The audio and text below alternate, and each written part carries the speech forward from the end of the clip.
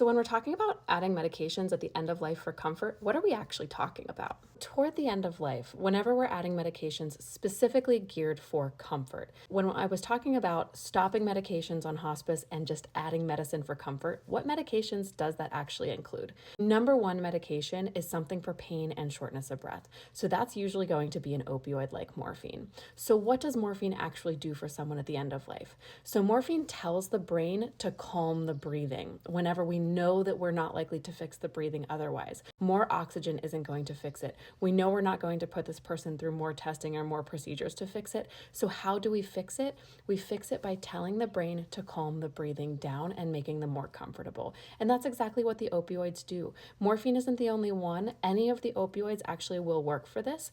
The reason that we often use morphine is you can use what's called Roxanol, which is the brand name of liquid morphine, very easily toward the end of life. Whenever we're giving liquid morphine by mouth, this is a very, very small amount of liquid. So even if someone loses the ability to swallow well, this can actually be absorbed in the mouth very easily and still provide symptomatic relief. There are medications that we're often adding. So one is something for anxiety and agitation. This often is going to be a benzodiazepine like Ativan, generic name lorazepam, or Valium, generic name diazepam. So these medications, same thing, kind of work a little bit differently in the brain, but they calm the body down, they calm down anxiety and agitation, and they can also work for seizures. So this is something that can be melted in the mouth sublingually usually. If they're inpatient, we can give it IV. What else would be in a comfort kit that we send home with someone going home on hospice?